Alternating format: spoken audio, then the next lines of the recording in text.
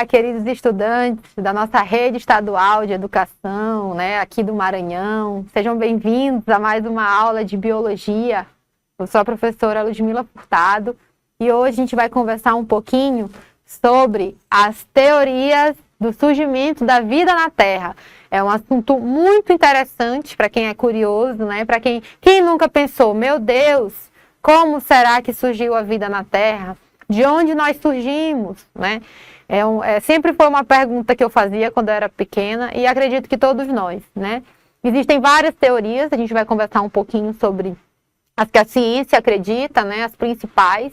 A gente vai falar um pouquinho sobre a Terra primitiva, que é a primeira temática do nosso roteiro de hoje, as características da nossa Terra, assim que ela foi formada, as teorias principais e alguns cientistas que deram start nesse estudo do surgimento da vida na Terra. Então, sem mais delongas, vamos iniciar nossa aula de hoje falando um pouquinho das características do nosso planeta Terra assim que ele surgiu. O nosso planeta Terra, pessoal, quando ele surgiu, ele era mais ou menos assim, acredita-se, Os cientistas, após muitos estudos, muitos experimentos, acreditam que o nosso planeta, o nosso planeta Terra, quando ele surgiu, ele era exatamente como está nessa figura que eu coloquei aqui para vocês, A gente tinha vários meteoritos caindo, na nossa superfície da Terra. A Terra era uma superfície muito quente, tinha muito magma, muitas erupções vulcânicas, era um clima inóspito, para o surgimento da vida. Não existia vida ainda, no nosso planeta Terra, pessoal. Mas isso há 4,5 bilhões de anos atrás, pessoal. Muito, muito, muito, muito, muito longe. A gente não consegue nem imaginar quão distante estava essa época, 4,5 bilhões de anos. Ainda não existia vida na Terra, por quê? Porque as características da Terra primitiva não favoreciam o crescimento da vida, Mas aí, pessoal, depois, quando essas erupções vulcânicas começaram a diminuir, cessaram, Até hoje a gente tem algumas erupções vulcânicas, mas nem se compara como eram nessa época, Com o cessar dessas erupções, com o magma resfriando e formando as rochas magmáticas que hoje a gente conhece, Porque o magma, ele era pastoso e muito, muito quente, E aí, com o resfriamento, com o passar dos anos, a partir de descargas elétricas, que a gente também tinha muita descarga elétrica na Terra, o que também favoreceu, mais posteriormente, o surgimento das primeiras vidas na Terra, com o resfriamento dessa Terra, a gente pode, então, começar a falar nos primeiros seres vivos, na formação dos primeiros seres vivos, Lembrando também que na época a gente ainda não tinha camada de ozônio, então a gente não tinha camada que protegia, os seres vivos dos raios solares, das radiações ultravioletas, Então, eram características que não condiziam com o crescimento de vida na Terra. Mas aí, pessoal, a Terra foi resfriando com o passar dos anos e por volta de 3,5 bilhões, atrás, surgiram então os primeiros seres vivos que a gente vai já conversar, Nessa aula e em outras aulas também, a gente vai detalhar quais são as teorias e provavelmente, de acordo com a ciência, Lembrando aqui, de acordo com a ciência, provavelmente como surgiram os primeiros seres vivos e quais foram esses seres vivos que surgiram, Esses primeiros seres vivos.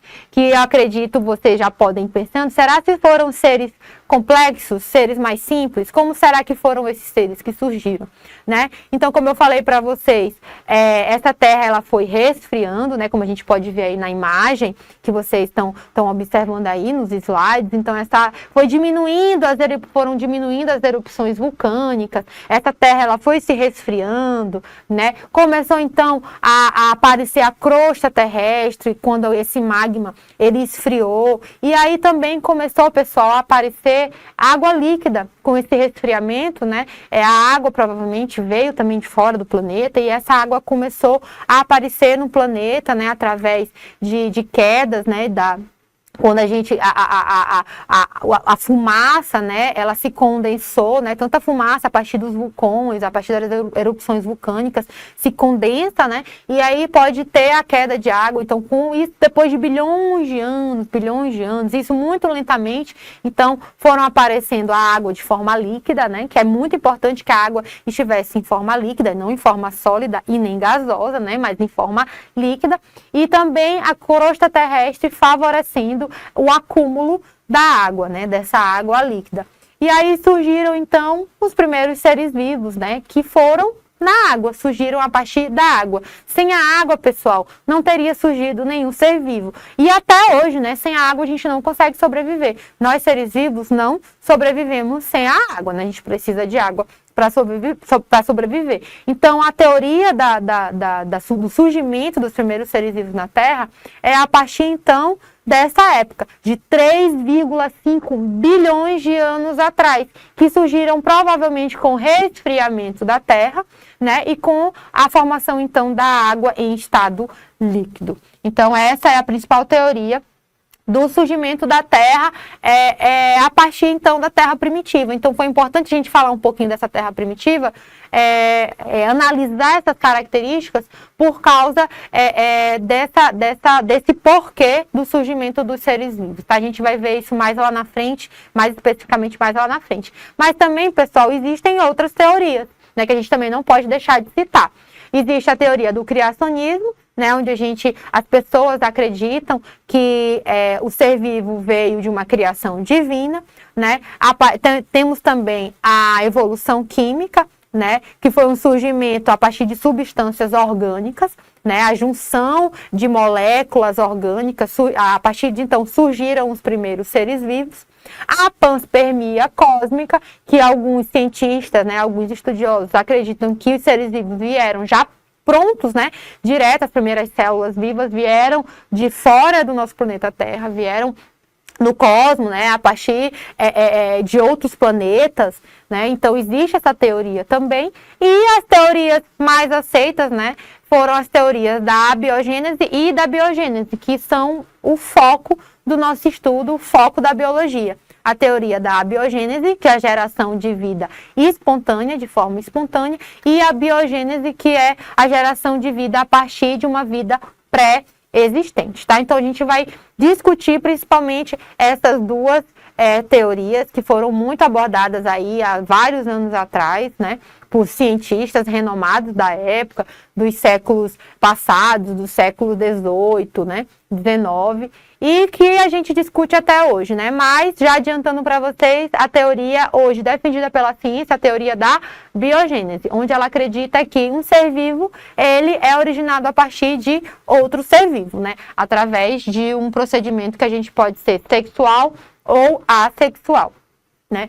Então, como eu falei para vocês, a biogênese, antigamente, pessoal, ela foi a primeira teoria mais utilizada, né? Sem falar no criacionismo, né? O criacionismo realmente é a teoria mais antiga, né? Onde a gente acredita que uma divindade, ela criou todos os seres vivos, né? Mas depois do criacionismo, né? Falando de ciência, falando da ciência, cientificamente falando, né? De cientistas tentando comprovar através de experimentos, de métodos científicos, né? Como foi assunto da nossa aula anterior, a gente teve a biogênese. Né? Então, muitos cientistas, eles discutiram a biogênese e defendiam que o ser vivo, ele se originava de uma matéria que não era viva. Né? Por exemplo, o que os cientistas acreditavam? Hoje em dia pode parecer muita besteira pra gente, mas antigamente, pessoal, os cientistas, eles não tinham o aparato de tecnologia que nós temos hoje. Então, eles só observavam. Praticamente, os cientistas, eles faziam ciência observando e fazendo testes muito simples, né? Então, o que esses cientistas que defendiam a biogênese acreditavam? Eles observavam que, por exemplo, se deixassem uma fruta, né, em cima de uma mesa, lá, sem proteção nenhuma, estragando. Depois de uns dias, surgiam o quê? Surgiam larvas daquela fruta. Então, eles acreditavam que as larvas, que eram seres vivos, surgiam da fruta, que era um ser inanimado, isto é, uma matéria não viva. Então, a teoria da abiogênese, que era muito feita pela observação, eles acreditavam nisso. A teoria da geração espontânea, isto é, seres vivos poderiam ser gerados de seres inanimados, de seres não vivos, né? Hoje em dia a gente sabe que isso não existe, né? Atualmente. Mas, na época, eles defendiam, muitos cientistas defendiam essa hipótese. E logo depois de um tempo, surgiram cientistas que disseram não, essa teoria não pode acontecer. Por quê? Porque o ser vivo ele só pode surgir a partir de outro ser vivo, né? A vida surge de outra vida. Então surgiu a teoria da biogênese, que até hoje é a mais aceita, tá? Então, para conversar um pouquinho sobre a biogênese, a gente vai falar sobre um cientista, tá? Chamado de Jean-Baptiste Van Helmont, ou Helmont, né? Ele era, pessoal, o cientista que mais defendia, foi o primeiro a defender praticamente junto com Aristóteles, tá? Sócrates, a biogênese. Aristóteles, ele também defendeu a biogênese e teve sua teoria reafirmada por Helmont, tá? Onde a gente pode ver ali na figura, ó, como se a camisa e o trigo ali, juntos eles pudessem formar um ser vivo, no caso, um ratinho, né? Então, se a gente deixar uma comida no chão, né, se for tudo aberto, se não tiver proteção, nada, a gente sabe que já, daqui a uns dias, vai aparecer insetos, vai aparecer rato, né? Então, eles acreditavam, pela observação, que o ser vivo, o rato, por exemplo, ele surgia a partir da camisa suja, do alimento que estava ali no chão, né, como eu expliquei para vocês anteriormente. Porém, Red, que é um cientista muito conhecido por ter refutado a teoria da biogênese de Helmont e de Aristóteles, tá? Como que ele comprovou isso? Através da metodologia científica, né? Do método científico. Ele fez, pessoal, um experimento muito simples, né? Que hoje pra gente parece simples, mas pra época deles, pessoal, não parecia, tá? Ele pegou um vidro, né? Colocou frutas nesse vidro e deixou aberto. Tá? Depois de um dia, o que aconteceu? Várias larvas formaram, então, moscas, né? Por quê? Porque estava aberto, né, o pote, então ele via que surgia moscas lá a partir dessa fruta. Porém, qual foi a ideia dele, pessoal? Para ele cancelar totalmente essa teoria da abiogênese, de que o ser vivo ele nascia a partir, ele surgia a partir de uma matéria não viva. Ele fechou, simplesmente, ele fechou esse pote. Então, quando ele fecha esse pote, depois de uns dias, ele percebe que não houve o aparecimento de larvas e de mosca, né? E aí, o terceiro experimento dele, ele ao invés de fechar totalmente, de vedar totalmente, como a gente pode ver aí na figura, ele colocou uma tela. Mas nessa tela, ele não deixava a mosca chegar perto da fruta. Então, mesmo assim, ele não observou o aparecimento de ser vivo a partir da fruta. Então, a partir desse experimento simples, Red, o cientista da época, ele conseguiu dizer que a teoria da abiogênese ela era incorreta, né? Por quê? Simplesmente porque as moscas não conseguiam chegar até a fruta, né? A fruta em decomposição, ela atraía as moscas, mas quando a gente tampava ou quando a gente protegia essa fruta, as moscas não conseguiam chegar perto da fruta, então elas não depositavam as larvas que dariam origem a outras moscas. Então, esse foi o experimento de Red, pessoal, que a gente pode achar hoje em dia muito simples, né? Mas não, na época, pessoal, era muito difícil você fazer certos experimentos e a ciência, ela estava ainda andando, né? Ela estava andando com os primeiros passos. Era muito comum a gente ter a ideia do criacionismo, né? A ideia da divindade que criou todos os seres vivos de uma forma só, de uma maneira só. Então, para um cientista chegar e dizer que existia uma teoria da biogênese que refutava as demais teorias, era realmente muito complicado. Mas hoje em dia a gente sabe da importância, né, desse experimento simples, né, desse método científico simples que refutou e que nos deu o start de toda a teoria da origem da Terra, que a gente vai falar numa próxima aula, tá? Mais especificamente e de maneira mais objetiva, tá? Nessa aula de hoje, eu quis mostrar para vocês como os experimentos experimentos, né, e a importância das teorias simples, né, de antigamente nos levam ao patamar que nós estamos hoje, com tanta tecnologia, com tanta biotecnologia, né? Essa é a importância que vocês precisam ter em mente da metodologia científica também, né? E de onde nós viemos, né? A importância de sabermos de onde nós viemos, da evolução, das características dos seres vivos, né? Essas informações, tanto da área biológica como da área médica, enfim, elas nos ajudam muito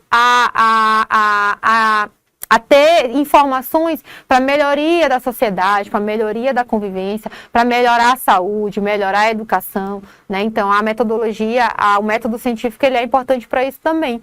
E o experimento de Redd, refutando a teoria da biogênese, ele nos mostra isso, né? Então, a partir daí, pessoal, a gente vai fazer 4 questões bem rapidinhas para a gente assimilar a nossa aula de hoje, que foi bem simples, a introdução da teoria do surgimento da vida na Terra, tá? Então, dando início à nossa primeira questão, qual das seguintes hipóteses propõe que a vida na Terra pode ter se originado a partir da matéria orgânica vinda do espaço, pessoal? Lembra que nós conversamos sobre isso? Teoria da abiogênese? Não, a teoria da abiogênese é a teoria que acredita que um ser vivo ele pode surgir de uma matéria inanimada, correto? Biogênese, letra B, também não, né? A biogênese acredita que o ser vivo ele só surge a partir de outro ser vivo. Letra C, panspermia, certinho, né, pessoal? A panspermia, esse é o conceito da teoria da panspermia, que acredita que a matéria orgânica tenha vindo do espaço, né? Tenha vindo de outro planeta, a partir de um meteoro, vindo de um meteoro, né? Lembrando que na época a nossa Terra primitiva, ela era bombardeada de terremotos, de meteoros, de vulcões ativos, né? Ela era uma Terra muito quente, cheia de magma. Então, essa teoria da panspermia é a nossa resposta correta, é o conceito que está na nossa questão 1.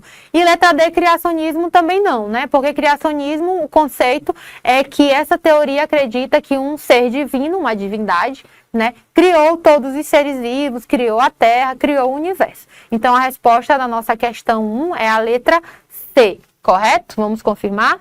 Certinho, letra C. Nossa segunda questão, pessoal. Um dos argumentos utilizados pelos defensores da biogênese era a observação do surgimento de vermes em frutas em decomposição. Qual a explicação científica moderna para esse fenômeno? Letra A. Os vermes se formam espontaneamente a partir da matéria da fruta? Não, né, pessoal? A gente sabe que essa característica é uma característica da abiogênese. Letra B. O calor da decomposição gera vida?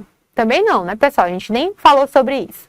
Letra C. Os ovos ou larvas de insetos já estavam presentes na fruta? Correto, né, pessoal? Bora pensar um pouquinho naquele experimento de Redd. Por que será que as moscas cresciam ali na fruta, né? Naquela fruta que foi deixada ali naquele pote aberto? Porque as moscas adultas, elas tinham acesso à fruta. As moscas adultas, elas depositavam seus ovos. Só que os ovos, lembrando que eles são microscópicos, né? Então, as pessoas que observavam aquele fenômeno, elas não conseguiam ver os ovos que são microscópicos das moscas. Só viam o quê? O surgimento da larva e logo depois se transformando, então, em uma mosca adulta. Então, a resposta certa para a nossa segunda questão é a letra C. Os ovos ou larvas dos insetos já estavam presentes nas frutas, né? No caso, por quê? Porque uma mosca adulta colocou o seu ovo na fruta por estar de livre acesso, né? Por não ter proteção nenhuma. E letra D, a umidade da fruta atrai organismos microscópicos que se transformam em vermes. Não é a umidade da fruta, né, pessoal? Na verdade, é toda a decomposição da fruta. Então, vamos ver nossa resposta correta, a letra C. Ovos ou larvas de insetos já estavam presentes na fruta. Certinho. Tranquilo, né, pessoal? Tranquilo até agora? Então, nossa questão 3. No experimento clássico de Redd, qual foi a variável manipulada? Aquilo que o cientista alterou intencionalmente. Vamos relembrar qual foi o experimento de Redd? Que ele tampou o pote, lembra? Com uma rolha, ou tampou o pote com aquela fita, né? Aquela proteção que a mosca conseguia observar a fruta, mas ela não tinha acesso, né, à fruta. Então, qual é a resposta certa? A temperatura da carne que ele alterou? Não. O tipo de carne utilizada? Também não. Tem gente que diz que ele utilizou fruta, tem gente que diz que ele utilizou carne. O importante é que ele utilizou uma matéria que entra em decomposição, né? Se não está bem armazenada. Letra C, o acesso das moscas à carne. Letra D, o tempo de exposição de carne ao ar. Não, na letra D também não. Então é a letra C, né, pessoal? O que ele modificou? Foi o acesso, né? No primeiro pote ele deixou o acesso livre das moscas. No segundo pote ele tampou, ele vedou totalmente o pote, né? Então as moscas não conseguiam nem observar a fruta, né? Provavelmente não conseguiram nem sentir o odor da fruta. E no terceiro pote, ela colocou uma superfície furadinha, né? Acho que foi uma tela, provavelmente, que ele colocou, que elas conseguiam sentir o odor da substância em putrefação, mas não conseguiam colocar os seus ovos lá na carne ou na fruta, né? Dependendo da fonte do experimento, ou fruta ou carne, muitas fontes dizem que podem ser carne ou fruta, mas tanto faz, né? O importante é a finalidade do nosso experimento, do experimento de Redd. Então, a resposta certa é a letra C, novamente, né? O acesso de moscas à carne. Então, foi mudando, né? Alterando intencionalmente, manipulando esse experimento, né, modificando essas variáveis que Redd conseguiu, então, pela primeira vez, refutar a teoria da abiogênese. E para finalizar, pessoal, a nossa quarta questão que diz: qual foi a principal conclusão dos experimentos de Francisco Redd em relação à origem das larvas na carne? As larvas surgiam espontaneamente da matéria orgânica em decomposição? Não, né? Isso aí é a teoria da abiogênese. As larvas surgiam devido à ação de micro-organismos presentes no ar? Não, também não, né? As larvas surgiam das moscas adultas, né? Que depositavam seus ovos lá. As larvas se desenvolviam a partir de ovos depositados por moscas na carne. Então, a nossa letra C, né, pessoal? É a partir daí que ele conseguiu demonstrar, né, a partir a partir das moscas adultas que colocavam os ovos que eram microscópios nas frutas, porque eles tinham acesso direto, as moscas tinham acesso direto à fruta, à carne, que não estava protegida adequadamente. Então, a partir daí, surgiam larvas, né, que davam origem às moscas adultas. Então, novamente, a letra C. A letra D, a presença ou ausência de cobertura não influenciava, não, tá errado, né? A ausência da cobertura e a presença da cobertura, né, aquela proteção do pote, né, do experimento de Redd, influenciou totalmente, né? Foi a partir dessa proteção que ele conseguiu refutar a teoria da abiogênese. Então, novamente, a resposta certa, a letra C. As larvas se desenvolviam a partir de ovos depositados por moscas na carne.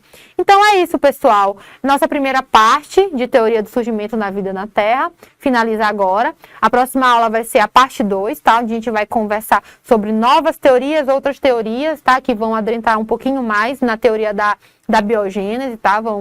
Vão confirmar essa teoria que a gente já sabe hoje, mas é importante a gente saber os estudos desses cientistas para a gente conseguir entender o surgimento da vida na Terra. Então, agradeço a presença de vocês, né, até aqui, né, no nosso final da aula. Tenham bons estudos, tá? A gente pede que vocês sigam a nossa plataforma Gonçalves Dias e até a próxima aula. Tchau, tchau!